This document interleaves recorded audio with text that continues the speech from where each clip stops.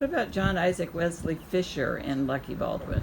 The story that comes down is that Baldwin was in St. Louis and was approached by a young blacksmith, an African American, John Isaac Wesley Fisher, who said to Baldwin that he could probably improve the running time of Baldwin's championship racehorses if he, Baldwin, would allow Fisher to re-shoe the horses with horseshoes of his own design. So Baldwin was interested. It might make the difference between winning or not. So Fisher removed the shoes that were on the horses. Well, first of all, they ran a heat, timed it. Then Fisher re-shoed the horses. They ran the exact same distance again and timed it. And sure enough, with Fisher's horseshoes of a special design, it shaved a second, 2 seconds, but enough to make a significant difference in a horse race off the racing time. Baldwin was convinced, and he had virtually hired him on the spot and said, "I want you from now on to be responsible for shoeing my racehorses." He brought him to California, established him at Rancho Santa Anita. In 1885, late 1885, Baldwin was having labor problems. His ranch staff was not performing at the level he expected. So he thought, I think I need to look elsewhere to staff the ranch with racehorse personnel, other personnel. So he sent John Isaac Wesley Fisher back to South Carolina, to Bennettsville, to recruit workers to come to California on a contract basis and work for Baldwin. I don't know what the terms of the contract were, whether it was a year or whatever, but there was a contract involved. I think probably part of the contract was that Baldwin would pay for their travel fare to Santa Anita. So quite a few families, I've seen several estimates, 150, anyway, it was a sizable number, decided, okay, we're going to pull up stakes here in South Carolina and relocate to California, and they did. They arrived January 30th, 1886, and I know that because William D.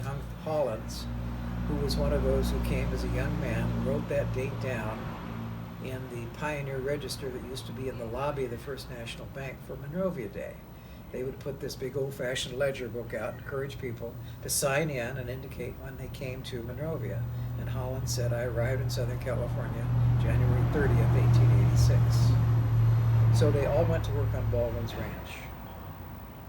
As finances improved for them personally, many of them bought property either in Monrovia or in the Davis Addition in Duarte, and probably left Baldwin's employ. Baldwin died in 1909, and by that time I think most of those people who came in 1886 had either died or had moved on to Monrovia or Duarte. One of the people who came was Julian Fisher's father, who worked for Baldwin on the ranch, and then established his own blacksmith shop in Monrovia about the time Baldwin died, about 1907, 1908. He established his own blacksmith shop, first on East Colorado, later on East Foothill, finally on South Shamrock, where he lived the last. John Isaac Wesley Fisher was the blacksmith. His son was Julian Fisher. Julian lived first on the ranch. In fact, he had a horse that Lucky Baldwin gave him that Fisher rode in Monrovia Day parades. There are great pictures of him riding down Myrtle Avenue on this really fine racehorse. Anyway, John Isaac Wesley established the blacksmith shop in Monrovia about 1908 on East Colorado, about roughly where the parking lot behind the Monrovian family restaurant is today. Then he moved it to East Foothill, adjacent to a house where he lived. And then finally he moved to the 800 block of South Shamrock, where he had his blacksmith shop until he no longer did any blacksmithing. And that house is still standing. That house is still it's there. On the corner of Shamrock and Royal Oaks.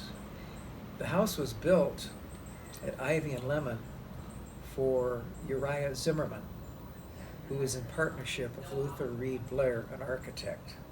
The house was there until the 20s, when John Isaac Wesley Fisher moved it, that area was becoming commercial rather than residential.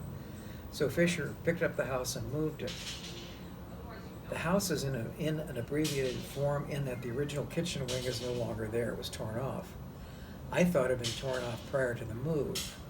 And then I learned later that when the house was moved initially, it was moved intact and straddled two lots. And then later on, so that the second lot could be sold, they removed the kitchen wing to the house and then recreated a kitchen space inside the main body of the house. Fisher. Julian Fisher, as I said, he was born in Denver in 1896, came to Monrovia probably at the age of 3 or 4 years old. Spent the vast majority of the rest of his life in Monrovia. He was a reserve police officer, but they would only allow him to arrest African Americans if they were violating the law. In time, Julian functioned as an intermediary between the black and white communities in Monrovia. He was trusted and respected by both, so he could be the intermediary to communicate between the two. Bob Bartlett told about Julian Fisher also intervening frequently in the lives of young black men who he was concerned were heading in the wrong direction, and just giving them a fatherly talk and trying to get them back on the straight and narrow and keep them out of trouble. And was he the first African-American policeman in Monrovia? He was. He was also the first African-American male to graduate from Monrovia High School. Class, I believe, of 1914. And now we have a park named after him. We do. And we have 7 generations of his descendants in the immediate area.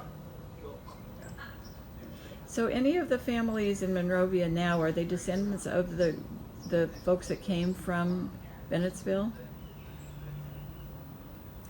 Some of them are not living in Monrovia, but they're still associated with Shiloh AME Zion Church.